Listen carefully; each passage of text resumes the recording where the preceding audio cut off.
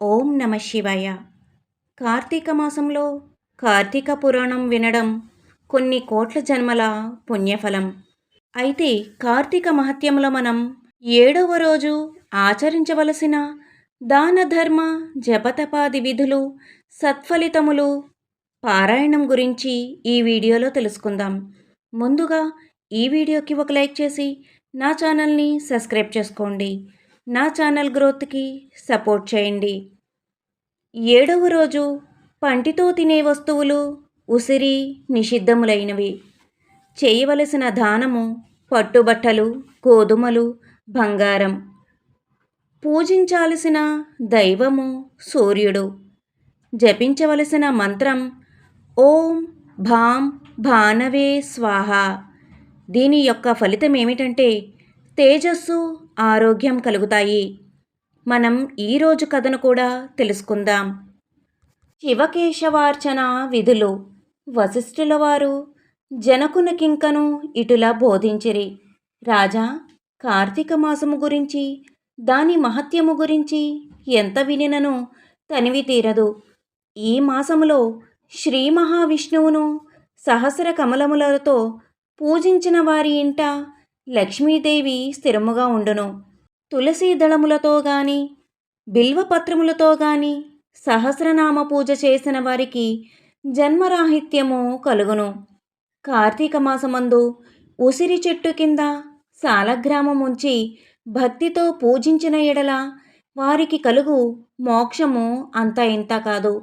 అటులనే బ్రాహ్మణులకు కూడా ఉసిరి చెట్టు కింద భోజనము పెట్టి తాను తినిన సర్వపాపములు పోవును.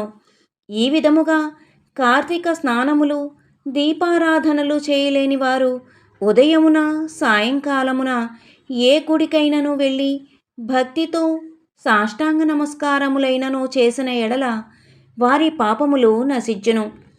సంపత్తి గలవారు శివకేశవుల ఆలయములకు వెళ్ళి భక్తితో దేవతార్చన, హోమాదులు, దాన ధర్మములు చేసినచో అశ్వమేధము చేసినంత ఫలము దక్కుటయే కాక వారి పితృదేవతలకు కూడా వైకుంఠ ప్రాప్తి కలుగును. శివాలయమున గాని విష్ణు ఆలయమున గాని జెండా ప్రతిష్ఠించినచో యమకింకరులు దగ్గరకు రాలేరు సరికదా. పెనుగాలికి ధూళిరాసులు ఎగిరిపోయినట్లే కోటి పాపములైనను పటాపంచలైపోవును.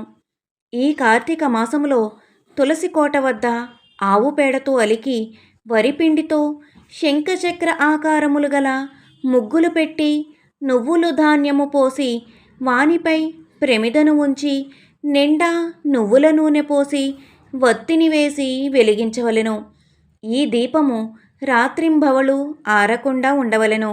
దీనినే నందాదీపము అందురు. ఈ విధముగా చేసి నైవేద్యమిడి కార్తీక పురాణమును చదువుచుండిన ఎడల హరిహరులు సంతసించి కైవల్యమొసంగెదరు. అటులనే కార్తీక మాసములో ఈశ్వరుని జిల్లేడు పూలతో అర్చించిన ఆయుర్వృద్ధి కలుగును. సాలగ్రామమునకు ప్రతినిత్యము గంధము పట్టించి తులసీ దళములతో పూజించవలెను. ఏ మనుజుడు ధనము బలము కలిగియు కార్తీక మాసమందు పూజాదులను సలపడో ఆ మానవుడు మరుజన్మలో శునకమై తిండి దొరకక ఇంటింటా తిరిగి కర్రలతో దెబ్బలు తింటూ నీచస్థితిలో చచ్చును. కావున కార్తీక మాసము నెల రోజులు పూజలు చేయలేని వారు ఒక్క సోమవారమైనను చేసి శివకేశవులను పూజించినను మాసఫలము కలుగును.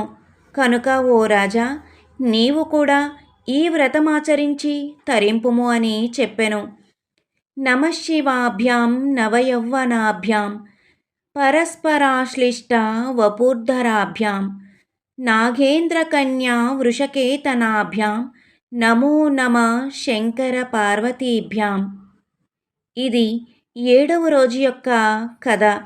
తదుపరి వీడియోలో మనం 8వ అధ్యాయం గురించి, దాన ధర్మాల గురించి, పఠించవలసిన మంత్రాల గురించి తెలుసుకుందాం. నా ఈ వీడియో కనుక మీకు నచ్చినట్లయితే తప్పకుండా లైక్ చేయండి, షేర్ చేయండి, సబ్స్క్రైబ్ చేయండి. నా ఛానల్ గ్రోత్కి సపోర్ట్ చేయండి. ఓం నమ శివాయ అని కామెంట్ చేయండి.